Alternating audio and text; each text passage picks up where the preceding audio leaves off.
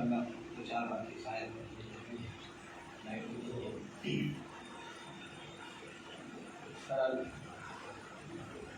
ہمارے سامنے جن کرام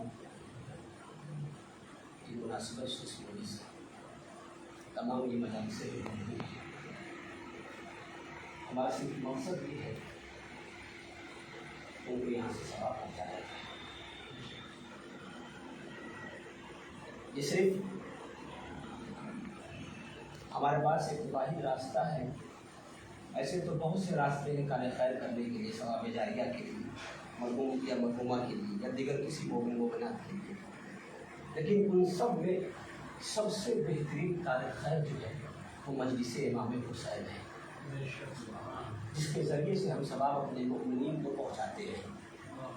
ہو سکتا ہے کسی کار خیر میں، کار خیر کے لیے جس کے نام سے کیا جا رہا ہے، ہو سکتا ہے شائبہ ہے، ریاکاری ہو سکتی ہے، دکھاوا ہو سکتا ہے، لیکن واحد ایک مجلس حسین ہے جسے ہمیں 100% یقین ہے اس مجلس کا ثواب جس بنا میں کیا جا رہا ہے اسے یہاں سے ثواب پہنچ رہا ہے. اور ہم اس مجلس کے ذریعے سے اپنے مرحومین کے گناہ کبیرہ اور صغیرہ کی مغفرت کرتے ہیں. ہم دعا گو ہیں کہ پروردگار اس ذکر خیر کے صدقے میں جو بھی علماء کرام اس دنیا سے چلے گئے ہیں اور ان کے لیے مجالس ہو رہی ہے، اللہ انہیں اپنی جگہ معصومین کی جگہ عنایت فرمائے اور ان کے گناہ کبیرہ اور صغیرہ کو معاف فرمائے. اس لیے کہ جس سلسلے سے یہ مجلسیں ہو رہی ہیں وہ دین کی مبلغ تھے جو دین کی خدمت کر رہے تھے. اپنے گھر سے نکل کر، اپنے شہر سے نکل کر، اپنے قریے سے نکل کر کسی دوسرے شہر میں، کسی دوسرے ملک میں، کسی دوسرے علاقے میں دین کی تبلیغ کر رہے تھے. ایک ایک قدم پر ثواب لکھا جا رہا تھا اور دین کی تبلیغ ہو رہی تھی. ظاہر سی بات ہے، اب یہ الگ بات ہے جتنا آپ کا خلوص ہوگا اسی اعتبار سے آپ کو جزا دیا جائے گا. اس مبلغ سب سے بہترین مبلغ، کائنات کا سب سے بہترین مبلغ جسے اللہ نے محمد کو مبلغ بنا کے جو کائنات میں بھیجا، وہ کائنات کا سب سے بڑا مبلغ. اس سے بڑا مبلغ کائنات میں کوئی نہیں، اس سے بہترین تبلیغ کرنے کا انداز کسی کے پاس نہیں. جتنا بہترین اس کا نام تھا اتنا ہی بہترین اس کا کام بھی تھا.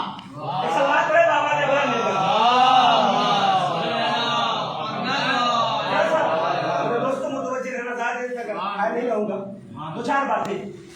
اللہ سورہ جمعہ میں ارشاد فرما رہا ہے، هو الذی بعث فی الامیین رسولا منهم یتلو علیہم آیاتہ ویزکیہم ویعلمہم الکتاب والحکمہ وإن کانوا من قبل لفی ضلال مبین. ترجمہ آپ مجھ سے بہتر جانتے ہیں. اس آیت کا سب سے بڑا مقصد کیا ہے؟ ذرا سا متوجہ ہو میرے دوستو، نوجوان بھائیوں. اس آیت کا سب سے بڑا مقصد یہ ہے کہ اللہ ہر انسان کو ہدایت یافتہ دیکھنا چاہتا ہے. ہر انسان کو ہدایت یافتہ دیکھنا چاہتا ہے. ذرا سا متوجہ. اللہ اس آیت کا سب سے بڑا مقصد یہ ہے، اللہ ہر انسان کو ہدایت یافتہ دیکھنا چاہتا ہے. اس لیے دیکھنا چاہتا ہے کہ اس نے جو مبلغ بھیجا ہے اسے رحمت للعالمین کہتے ہیں. ایسے مبلغ کو بھیجا ہے، ایسے مبلغ کو بھیجا ہے جو صرف یہاں کے لیے رحمت نہیں ہے بلکہ دونوں جہان کے لیے رحمت ہے. ایک منزل تک لے جانے کی کوشش کروں میں نوجوان بھائی، یاد رکھیے گا. اللہ ہم سب کو ہدایت یافتہ دیکھنا چاہتا ہے، کامیاب دیکھنا چاہتا ہے، علم کے ساتھ دیکھنا چاہتا ہے، معرفت اہل بیت، معرفت خداوند کے ساتھ دیکھنا چاہتا ہے. اس نے ہمیں بیکار پیدا نہیں کیا ہے. ایسے ہی ہم کو خلق کرنے کے بعد اپنے آپ کو احسن الخالقین نہیں کہہ رہا ہے. اس کا مقصد ہے انسانوں کو ابش پیدا نہیں کیا ہے. وہ تمہارے سجدوں کا محتاج نہیں ہے، وہ تمہاری عبادتوں کا محتاج نہیں ہے. وہ یہ دیکھنا چاہتا ہے جب بندہ میری بارگاہ میں سجدہ کر رہا ہے تو کس معرفت کے ساتھ سجدہ کر رہا ہے. عبادت تھوڑی چاہیے اسے.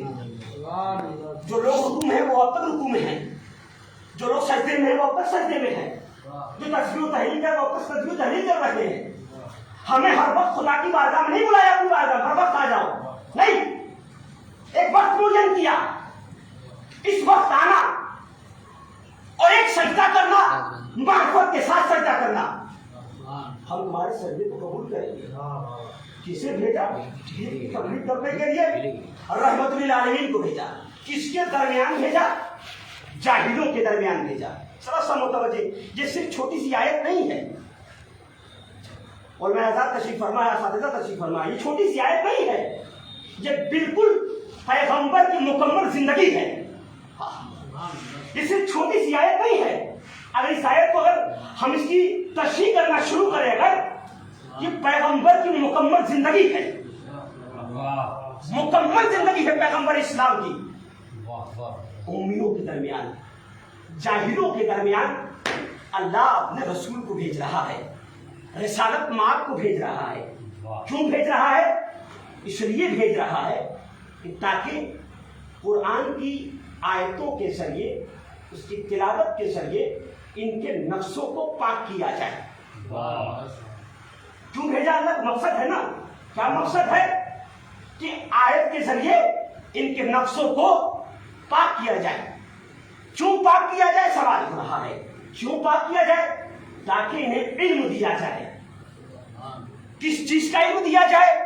قرآن اور حکمت کا علم دیا جائے. اور یہ کون لوگ ہیں کہ یہ کھلی ہوئی گمراہیوں میں مبتلا تھے، کھلی ہوئی گمراہیوں میں. اس کا مطلب یہ ہوا کہ اللہ رسالت مآب کو بھیج کر انسان کو گمراہی کے راستے سے نکال کر ہدایت کے راستے پر دیکھنا چاہتا ہے. ہدایت کے راستے پر دیکھنا چاہتا ہے. تزکیہ نفس کیوں بھیجا اللہ نے؟ تاکہ ان کے نفسوں کو پاک کیا جائے. ان نفسوں کو پاک کرنے کا مطلب کیا ہے؟ سوال ہے کہ نفسوں کو پاک کرنے کا مقصد کیا ہے؟ برادر صاحب ادھر آئیے، تشریف کی طرح صاحب موبائل دیکھیے، سلوات کا دعوت ادھر آئیے. ادھر آگے ایک اور سلوات میں بابا سے بدل کر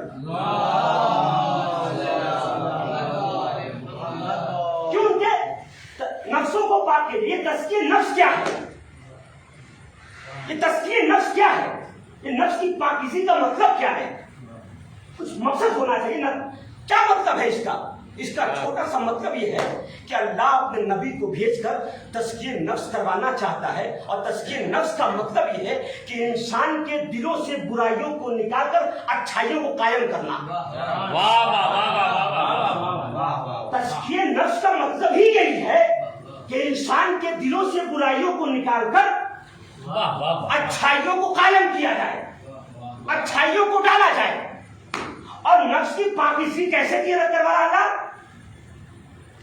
آیت کے ذریعے سے، قرآن کے ذریعے سے، کسی اور علم کے ذریعے سے نہیں، کسی اور علم کے ذریعے نہیں. جب بھی نفس کو پاک کیا جائے گا تو قرآن کے ذریعے پاک کیا جائے گا.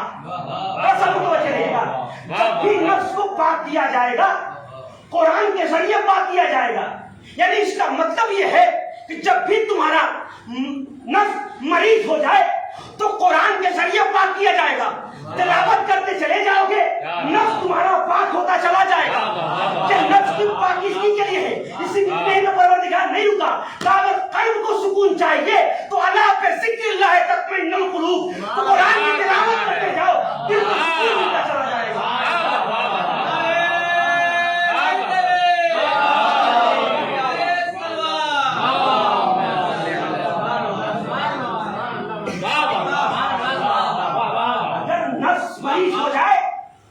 تو نفس کا علاج صرف ایک واحد راستہ ہے جو قرآن فارمولہ دے رہا ہے ہمیں.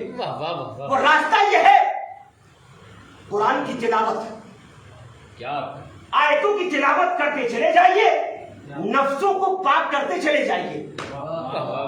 اور جب قلب مشکلات میں گرفتار ہو جائے، جب قلب کو سکون ملے تو ذکر الہی کرتے جائیے، قلب کو سکون ملتا چلا جائے گا. دیکھیے پیغمبر اسلام کی جو زندگی ہے، میں بالکل موضوع میں گفتگو کرنے کی کوشش کروں. پیغمبر اسلام کی زندگی ہے زیادہ محترم، وہ صرف فضائل کے عنوان سے نہ دیکھیے، کبھی کبھی ان کی زندگی کو درسی عنوان سے ذرا دیکھیے، پیغامی صورت پر ذرا دیکھیے. پیغمبر اسلام کون سا پیغام ہمیں دے رہے ہیں؟ عالم اسلام کو نہیں. ہم مبلغ ہیں نا، جو بھی یہاں بیٹھا ہے سارے مبلغ میرے سامنے بیٹھے ہیں. کوئی شہر کا ہے، کوئی اپنے چھوٹے سے قریے کا ہے، کوئی اپنے گاؤں کا ہے. वो एक मुल्क है, हर इंसान अपने अपने हिसाब से मुबल्लिग बैठे हुए हैं, दिन की तबलीग कर रहे हैं हम लोग। पैगंबर इस्लाम, अल्लाह का शुक्र है कि जहां हम तबलीग कर रहे हैं उसका जो माहौल है बहुत खूबसूरत और बहुत प्यारा है। थोड़ा सा मुतवज्जे रहिएगा। लेकिन जहां अल्लाह अपने रिसालत मात को, रहमतुल आलमीन को जिस मुल्क में, जिस शहर में, जिस इलाके में भेज रहा है मुबल्लिग बनाकर, उसका माहौल कुछ और है। अब मैं इस आयत को रख रहा हूं सामने, तर्जुमा आपके सामने करके इस आयत को अब तारीख पैगंबर जरा सा 2-4 जुमलों में पढ़ने की कोशिश कर रहा हूं, मुतवज्जे रहिएगा। अल्लाह जिस नबी को मुबल्लिग बनाकर भेज रहा है, जिस मुल्क में, जिस शहर में, उसका हेडमास्टर सुनिएगा, उसका माहौल सुनिएगा। कहां मुबल्लिग बनाकर भेजा गया है? मोहम्मद को, रहमतुल आलमीन को, पाक नबी को, नूरी नबी को कहां भेजा गया है? तारीख कहती है, आप तारीख सिर्फ नबी पढ़कर देखें, तारीख कहती है कि जिस माहौल में, जिस एटमॉस्फेयर में अल्लाह ने अपने मोहम्मद को मुबल्लिग बनाकर भेजा, उस माहौल का ये हालत थी कि पूरी दुनिया की गंदगियां, खुराफात मक्का में खेल जाने मोहतरम।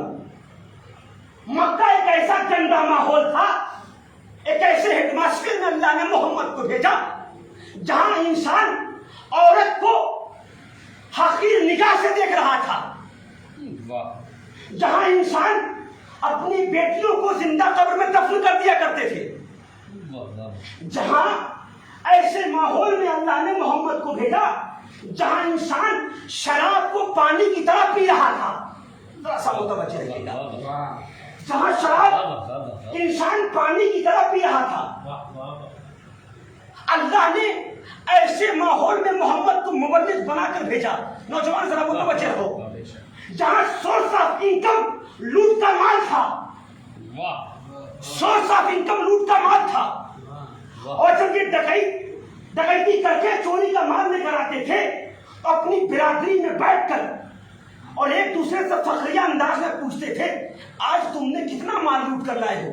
तो जिसका जितना माल लूटा हुआ होता था उसे इज्जत की निगाह से देखा जाता था। यह है माहौल मक्का का। ऐसे गंदे माहौल में जहां गुलामों को हैवानों से बदतर समझा जाता था, अबू जहल के उठनी के बराबर में भी गुलाम बैठने की जरूरत नहीं लगता था, जहां गुलामों को हैवानों से बदतर समझा जाता था। मुतवज्जे, अब नतीजा देने पे लगा, मुतवज्जे रहिएगा। ऐसे गंदे माहौल में अल्लाह ने अपने मोहम्मद को मुबल्लिग बनाकर भेजा, जहां शराब खुलेआम पी जा रही थी, जहां चोरी बिल्कुल आम थी, जहां डकैती, जहां पे औरतों को हकीर निगाह से देखा जा रहा था, जहां पे लड़कियों को जिंदा कब्र में दफन कर दिया जा रहा था।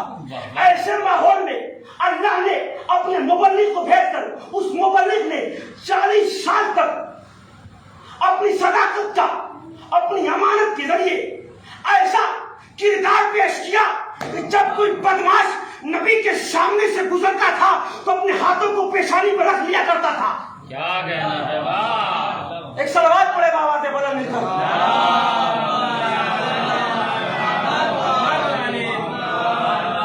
और सलवात पड़े बाबा से।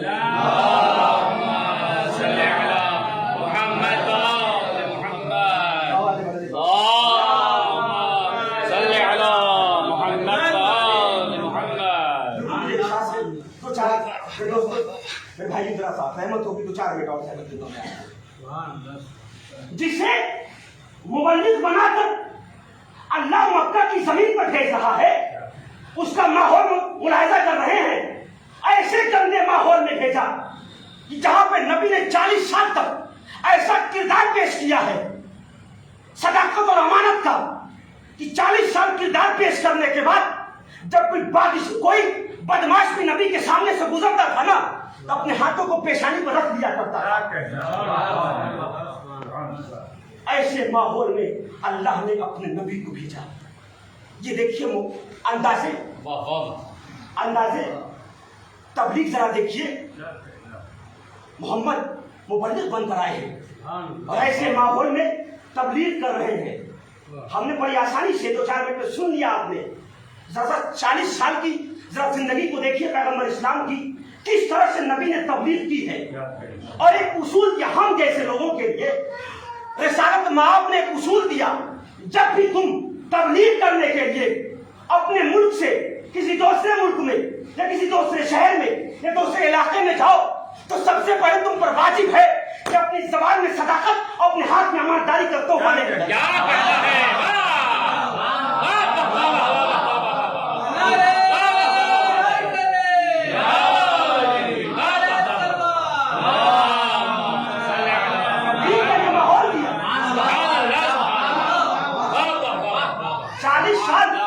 हम जैसे गुनहगार नबी नहीं है, खता से बिल्कुल मुबर्रा है नबी। वो नबी रहमतुल लिल आलमीन नबी तबलीग तौहीद को मनवाने के लिए 40 साल तक पहले अपनी सदाकत को और अपनी अमानत को मनवाया है। अभी मैं बातें कर रहा हूँ, अमानत की बातें करूंगा, फिर जाकर तौहीद को मनवाया है। और आप क्या समझ रहे हैं, आप तबलीग करने जा रहे हैं, कहाँ तबलीग कर रहे हैं? अपनों के दरमियान। अब कम से कम मुसलमान तो है ना, कलमा ला इलाहा पढ़ने वाले तो है ना, एक वक्त की नमाज पढ़ने वाले तो है ना। हम जहाँ तबलीग करने जा रहे हैं, कम से कुछ हो या ना हो, मुसलमान हैं, लेकिन नबी अपनी सदाकत का, अपनी अमानत का लोहा वहां मनवा रहे हैं, किसी मुसलमान से नहीं बल्कि काफिर और मुशरिक से मनवा रहे हैं। काफिर और मुशरिक से अपनी अमानत का, काफिर और मुशरिक के अंतर साजिद अंतर अमीन। जब मुसलमान कोई लक़ब नहीं दे रहा है, ये काफिर और मुशरिक लक़ब दे रहे हैं, काफिर और मुशरिक लक़ब दे रहे हैं।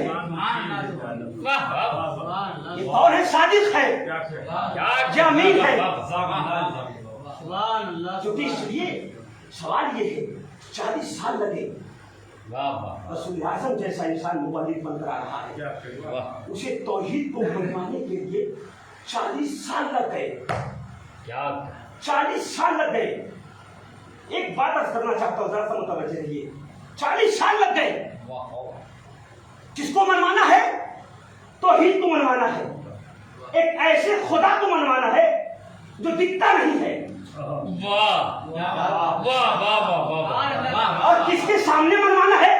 जो अपने घर में 360 बुत रोज देखता है। देखने वालों के सामने बगैर देखे को मनवाना है।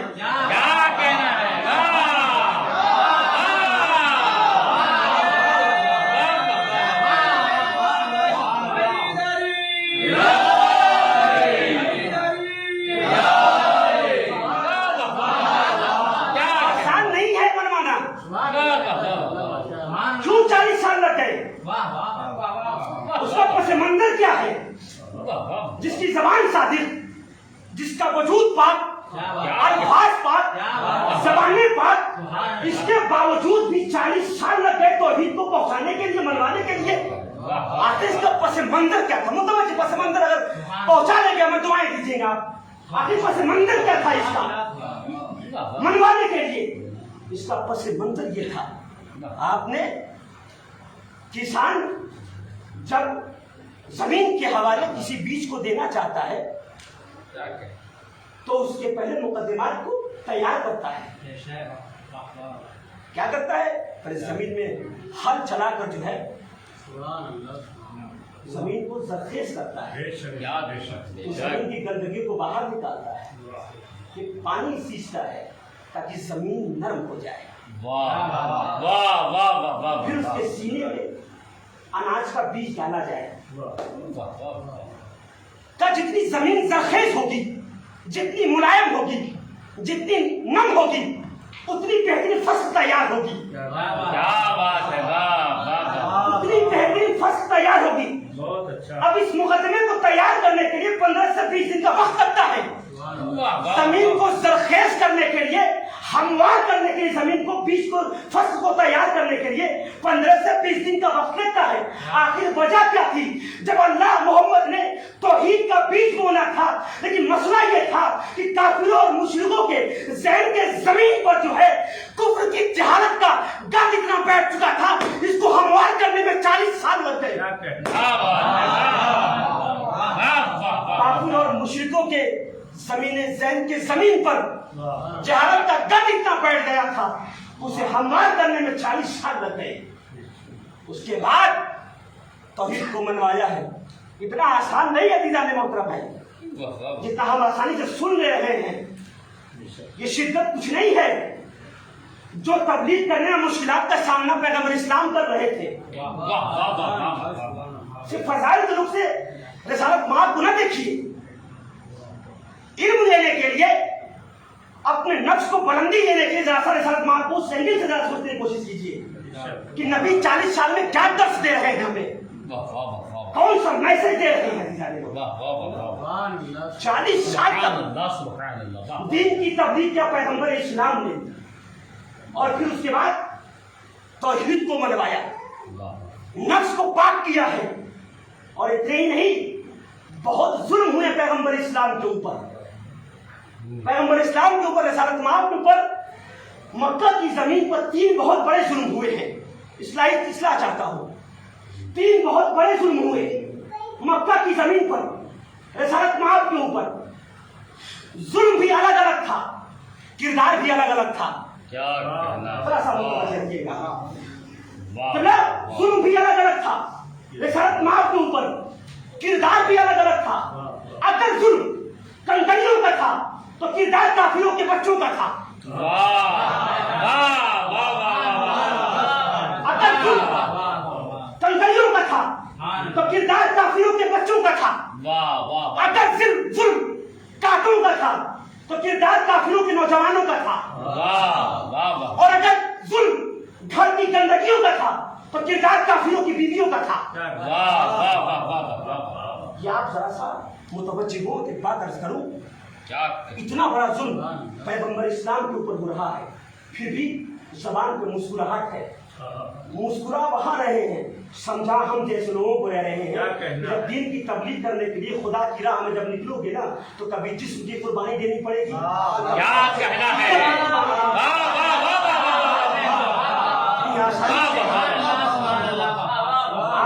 आपकी मदरसे से बाहर निकले, मजलिस पढ़ने के लिए आबा खबा कहेगा कोई हमारे को कुछ दे दे, हम अपने वजूद को खो बैठेंगे, सबका दामन छूट जाएगा हमसे, लहजे में तुंदी आ जाएगी। कहा इल्म की कामयाबी की सबसे बड़ी दलील क्या है? बताया आपको, इल्म की कामयाबी की सबसे बड़ी दलील है वो गुफ्तगू नरमी से करता है।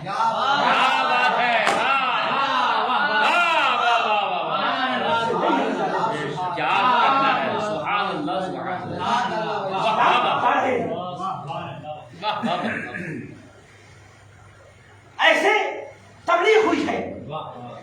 जुल्म काफिरों के बच्चों का, जुल्म घर की औरतों का था। रोज उसी रास्ते से जा रहे हैं जहां घर की गंदगियां फेंकी जा रही हैं। नबी खड़े होते हैं, घर की गंदगियां फेंकी जाती हैं, नबी मुस्कुराते हैं, कदम को आगे बढ़ा देते हैं, कदम को आगे बढ़ा देते हैं। मतलब समझ में आ रहा है? मतलब ये है कि जो इंसान उसे मनवाने के लिए आया है ना, फिर अपनी इज्जत को नहीं देखता है। खुदा को जब मनवाना होता है, उलूमे आले मोहम्मद को जब पहुंचाना होता है, खुदा के इल्म को जब पहुंचाना होता है, तो फिर वो अपने लिबास को नहीं देखता है, बल्कि वो शरीयत को देखता है, दीन को देखता है, उलूमे आले मोहम्मद को देखा करता है। अचानक एक दिन ऐसा हुआ कि नबी के ऊपर गंदगियां नहीं फेंकी थी। रसूल ने सवाल किया, आखिर क्या बात है आज मेरे जिस्म? एक नतीजा आप सुना होगा, मुझसे बेहतर जानते हैं, एक फिक्र मैं अपनी तरफ से देना चाहता हूँ बतौर इस्लाम। आखिर क्या बात है? ये फेंका नहीं गया, ताकि वो मरीज हो, मैं इयादत करने जाऊंगा। ये नबी का दीन है, ये नबी का किरदार है, नबी का किरदार। अगर दुश्मन को अपना बनाना है ना, तो उसकी इयादत करना शुरू कर। क्या कहना है? इयादत करने जाऊंगा। नबी आए, नबी आए, और आने के बाद उसके सिधाने बैठ गए। तारीख ये कहती है कि नबी ने जुमला कहा कि तुम घबराओ मत, परेशान मत हो, मैं अपने खुदा से तेरी शफात के लिए, तेरी शिफा के लिए दुआ कर रहा हूँ। मैं अपने खुदा, भी काफी है ना ये, मैं अपने खुदा से तेरी सेहत के लिए, तेरी शिफा के लिए मैं दुआएं कर रहा हूँ। और बहुत खूबसूरत खूबसूरत मीठी मीठी बातें इस ज़ईफ़ा से कायनात का रहमतुल लिल आलमीन गुफ्तगू कर रहा है। मतलब ये जुमला मैं जुबान जरा से इस्तेमाल कर रहा हूँ, गुफ्तगू कर रहे हैं नबी। और जब गुफ्तगू कर चुके तो एक मर्तबा इस ज़ईफ़ा ने अपनी ताकत को समेटा, और समेटने के बाद मोहम्मद के अबा के दामन को थाम कर एक जुमला कहा, मक्का के इस गंदे माहौल में इतनी मीठी जबान कौन बोल रहा है?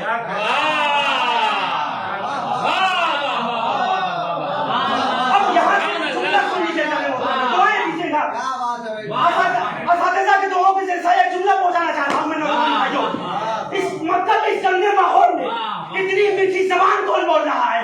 मैंने कहा ज़ईफ़ा इतना अंदाजा न किया, जिस मोहम्मद की जबान इतनी मीठी हो फिर उसका दीन कितना मीठा होगा। मोहम्मद की जबान इतनी मीठी हो फिर उसका दीन कितना। सवाल पड़े बाबा से बदल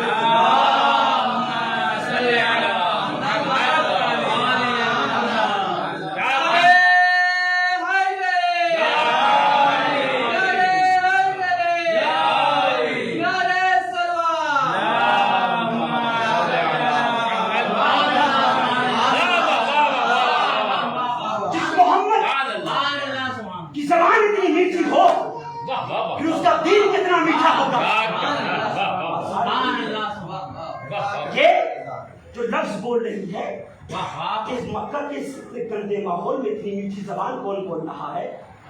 ये नबी का सब्र था, जो नतीजा ये नजर आ रहा है। नबी का सब्र था। इसका मतलब ये है कोई इंसान खुदा के लिए सब्र करता है, उसका अंजाम बहुत मीठा हुआ करता है, शीरीन होता है। दीन की तबलीग इस तरह से चीज है। कांटों का सफर, साहबियों ने मशवरा दिया, अल्लाह के नबी आप उस रास्ते से जाते हैं जिस रास्ते में कांटे बिछाए काफिरों ने, आपके पैर लहूलुहान हो जाते हैं। कभी कभी ऐसा किया कि कभी कभी अपने रास्तों को बदल दिया कीजिए, रास्तों को बदल दीजिए तबलीग करने के लिए। मोहम्मद ने मुस्कुरा के जवाब दिया, मैं रास्ता बदलवाने आया हूँ, बदलने नहीं आया। क्या कहना है? मैं रास्ता बदलवाने आया हूँ, मैं रास्ता बदलने नहीं आया हूँ। यह नबी तबलीग है, दीन की तबलीग। पत्थर कंकरियां मारे जा रहे हैं, नबी का जिस्म, मुबल्लिग आज़म का जिस्म जख्मी हो रहा है, लहूलुहान है, इशारत माल का घर जा रहे थे। जनाब खदीजा ने अपने शौहर को देखा कि मेरे शौहर का जिस्म लहूलुहान है। एक ज़र्फ़ में पानी को लिया, एक पार्चे को लिया, पार्चे को पानी में भिगोती है और अपने शौहर के जख्मों को साफ करती है। वो तवज्जो रखिएगा, साफ करती है और आंखों से आंसू जारी है। तारीफ कहती है कि जब खदीजा को रोते हुए देखा ना मोहम्मद ने, पूछा खदीजा खैरियत तो है? रोने का सबब? कहा हम आपसे बात कहना चाहते हैं, क्योंकि आप बेहतर हमसे हैं, जानते हैं, आप दीन की तबलीग करें, खुदा को मनवाने के लिए आप आए। मेरा कहना यह है कि कभी कभी जो है और भी करियों में चले जाएगा, और भी इलाकों में चले जाएगी जी, दीन की तबलीग करें जहाँ लोग आपको पत्थर ना मारे, आपके जिस्म को लहूलुहान न करें। रिसालत माँ का जुमला सुनेंगे, वहां पे चले जाएगी जहाँ कभी कोई जख्म न करे आपके जिस्म को। आपका जिस्म जख्मी होता है, मेरे आंखों से आंसू गिर जाते हैं। आंखों में आंसू जब खदीजा के देखा ना, एक जुमला कहा, खदीजा तुम्हारी मोहब्बत की कसम खाकर कह रहा हूँ, इसी जमीन पर अगर मैं सलमान न बनाया तो मुझे क्या कहना है? तुम्हारी मोहब्बत की कसम खाकर कह रहा हूँ, इसी जमीन पर अगर सलमान न बनाया तो मुझे मोहम्मद न कहता। आसान नहीं है, दीन की तबलीग आसान नहीं है। ये दर्द है हमारे हम लोगों के लिए जो दीन की तबलीग कर रहे हैं। हर मुश्किलात का सामना करना है। अगर मेरा मकसद ये है कि अल्लाह राज़ी हो जाए, रसूल राज़ी हो जाए, तो हमें चाहिए कि हर मुश्किलात का सामना कर कौम तक, समाज तक उलूम आले मोहम्मद को पहुंचाया जाए। अगर मोहम्मद ये काम ना भी करते तो भी आजादी था मोहम्मद से, लेकिन मोहम्मद जैसा इंसान ये काम कर हमें सबक दे रहा है। अगर हमारी इनको हासिल करना है तो फिर याद रखना, इल्म को हासिल करने में भी मुश्किलात है, इल्म को पहुंचाने में भी मुश्किलात है। बस तुम्हारे एक काम करना पड़ेगा, जब इल्म को हासिल करना तो मेरा दामन न छोड़ना, जब इल्म को पहुंचाना तो भी मेरा दामन न छोड़ना। सब्र का दामन तुम्हारे हाथ में होगा, कामयाबी की मंजिलों तक हम तुम्हें पहुंचाएंगे। हमारे नतीजा खत्म कर रहा है।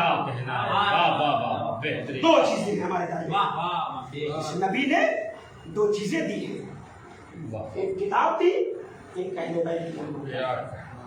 ये दोनों चीजें अहम हैं, कोई किसी से कम नहीं है। कुरान अगर सामित है तो ये नाकिस है, कुरान अगर इल्म है तो ये इनकी तशरीह है, तफसीर है। कुरान जितना रुतबा कुरान का है उतना ही रुतबा अहले बैत का है। जितना कमाल को नौजवान जुमला सुना, जितना कमाल कुरान का है उतना ही कमाल अहले बैत का है। जितना मेयार अहले बैत का है उतना ही मेयार कुरान का है। ये दोनों कम नहीं किसी से, हम पल्ला हैं, हम वजन हैं, हम बराबर में हैं। जो रुतबा कुरान का है वही रुतबा अहले बैत का है। इसका मतलब यह हुआ कि दोनों चीजें जो नबी हमारे दरमियान छोड़कर जा रहे हैं, दोनों वजनी, दोनों बराबर, कोई किसी से कम नहीं। इसका मतलब यह हुआ अगर कोई भी आलम इस्लाम का इंसान जो कुरान का सच्चा दोस्त होगा वही अहले बैत का सच्चा दोस्त होगा। जो अहले बैत का सच्चा दोस्त होगा वही कुरान का सच्चा दोस्त होगा। अगर इनमें से किसी एक को भी छोड़ा ना तो फिर न वो कुरान का सच्चा दोस्त है न फिर वो अहले बैत का सच्चा दोस्त है।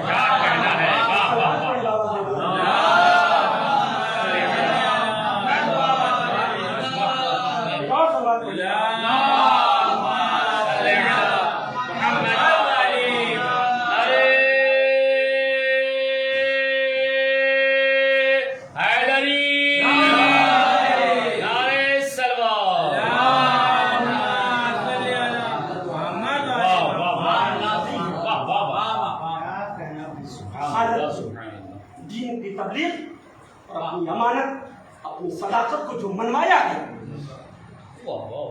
बड़ी मुश्किलात का सामना किया है। और अपनों के दरमियान हम जैसे लोगों से अंतर अमीन का लक़ब नहीं लिया है, बल्कि काफिर और मुशरिकों से लिया है। तारीख ये कहती है, अबू जहल, अबू लहब, अब पढ़ कर देखे कि उस जमाने के इनके घर बड़े मजबूत घर हुआ करते थे। तारीख कहती है मजबूत घर थे, लेकिन इसके बावजूद भी ये लोग अपने सोने चांदी को, अपने पैसे को अपने घर में गैर महफूज समझते थे, मोहम्मद के घर में महफूज समझते थे।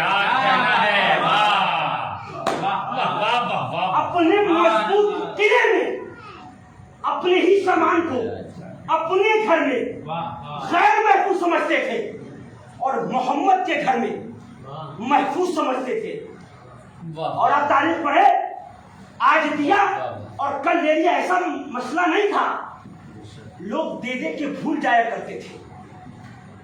40 साल तक अपनी अमानतों को रिसालत माद के यहाँ रखवाया है, तारीख है, रखवाया है। ये बताइए, इनके माँ बाप बचपने में तो फौत कर गए थे, ये रहते किसके घर में थे? ये रहते किसके घर में थे? ये रहते अबू तालिब के घर में थे।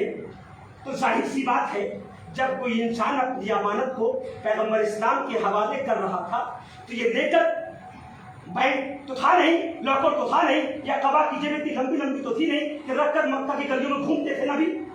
आखिर इस सामान को, इस अमानत को कहीं महफूज जगह तो रखते होंगे ना।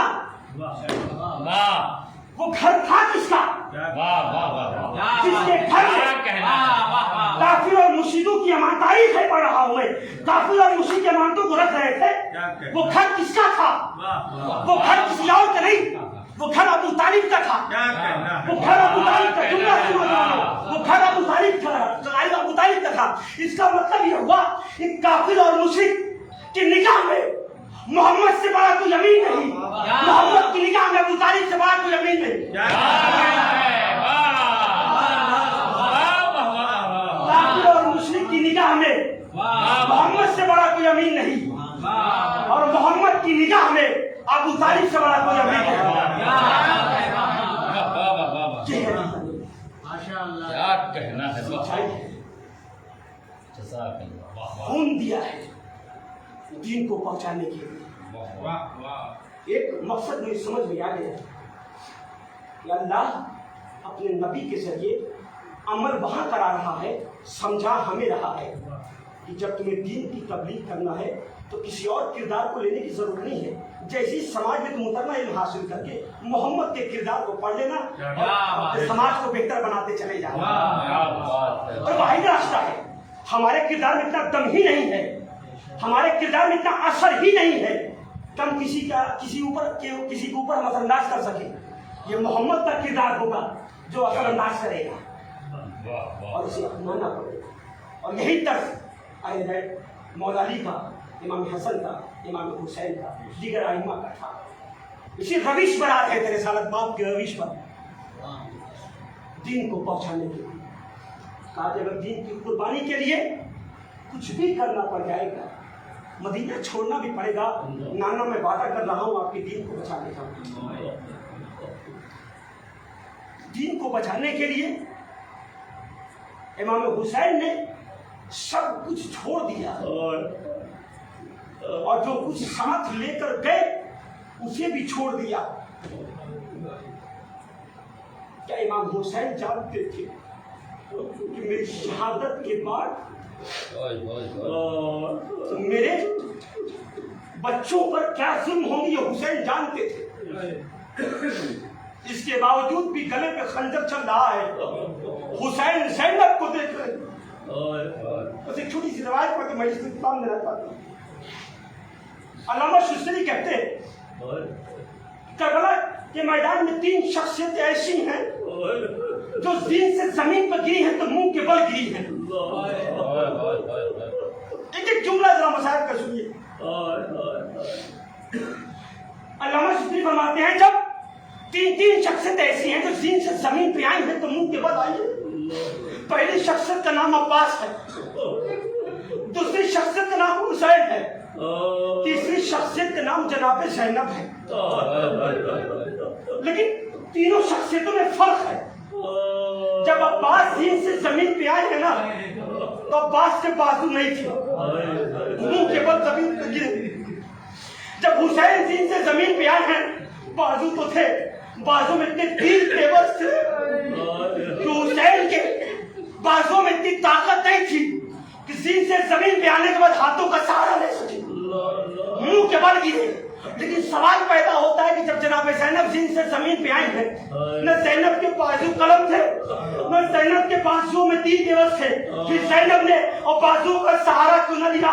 एक बता अल्लामा शुस्री कहते हैं सच है कि न ज़ैनब के बाजू कलम थे, न ज़ैनब के बाजुओं में तीर लगे थे, लेकिन मतलब उन्होंने ज़ैनब के बाजुओं को पशे पुष्ट बांध दिया था।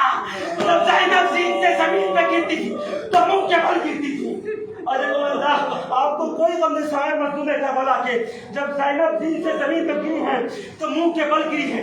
एक फर्क और पढ़ना चाहता हूँ। अल्लामा शुस्री कहते हैं 2 शहीद की जमीन पे गिरने पर एक ही बार अब्बास दीन से जमीन पे आए 1 मरतबा, हुसैन दीन से जमीन पे आए 1 मरतबा, लेकिन ज़ैनब 1 मरतबा नहीं आई है जमीन पर।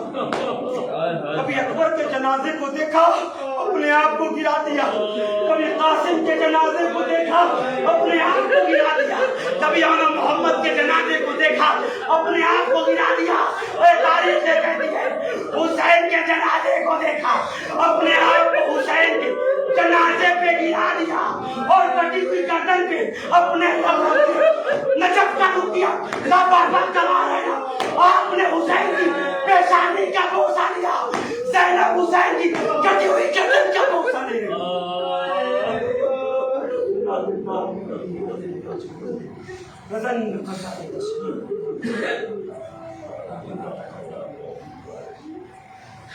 परवरदिगार इस मौके से बात अपनी बारगाह में मकबूल फरमा। परवरदिगार इस बड़ी सदा से हम तमाम तालिबों को हमारा परवरदिगार इस बड़ी सदा के सबसे हमें उस वक्त तक मौत न देना जब तक तू तेरे आया बैठ हमसे राजी न हो जाए। परवरदिगार हम सबको अपने मकसद में कामयाबी अता फरमा। परवरदिगार हमारी हर मुश्किलात को दूर फरमा। परवरदिगार इमाम ज़माने की ज़रूरत अजीब अब अदा से गुजारिश है सूरह फातिहा पढ़ लो। मौलाना मरहूम सना अब्बास साहब और मौलाना हाशिम साहब और मौलाना वालिद मोहतरम मौलाना दिशा साहब मुख्तार हुसैन बंदे हसन